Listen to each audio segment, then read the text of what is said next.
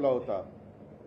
आता त्याला बॉडीगार्ड ठेवण्याची वेळ का आली आणि हा बॉडीगार्ड कोण होता? पोलिसांनी त्याला ताब्यात घेतले. मला वाटतं मिश्रा त्याचं नाव. त्याच्या शस्त्रातून त्याने त्या गोळ्या चालवल्या. आता त्या गोळ्या खरंच त्यांनी चालवल्या की आणखीन कोणी चालवल्या? आणि मग दोघांनाही मारण्याची सुपारी कोणीतरी दिली होती का? हा एक मोठा प्रश्न हा आपल्या मनामध्ये आहे.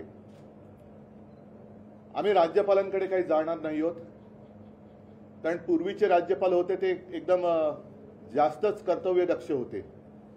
आणि त्या कर्तव्यदक्ष म्हणजे ते कोश्यारी, त्यांच्याच बरोबर या गुंडाचा फोटो आहे, त्याचा सन्मान करताना. आणि असे जर का राज्यपालांच्या हातनं गुंडांचे सत्कार त्यांची पार्श्वभूमी न होता होत असतील तर कोणाकडे दाद मागायची, कोणाकडे न्याय मागायचा? गेले काही दिवस जे मी म्हणालो त्याच्यामध्ये मग 1-1.5 वर्षापूर्वी गणपती बाप्पाच्या विसर्जनाच्या मिरवणुकीत एका आमदाराने गोळीबार केला. त्याच्यावरती कोणती कारवाई झाली नाही. त्याला कदाचित क्लीन चिट पण दिली असेल.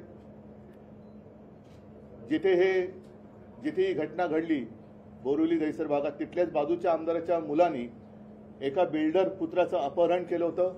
त्याच्यावरती काही कारवाई झाली नाही.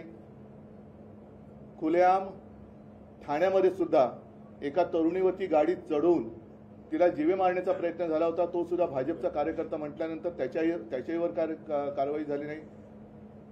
कालच पुण्यामध्ये एकच मिनिट, मी फक्त भारतरत्नबद्दल एवढंच बोलेन की स्वामीनाथन यांना जो भारतरत्न दिलेला आहे याचा अर्थ मी असा लावतो, जर सरकारमध्ये हिंमत असेल तर स्वामीनाथन अहवालाची अंमलबजावणी त्यांनी करावी. धन्यवाद.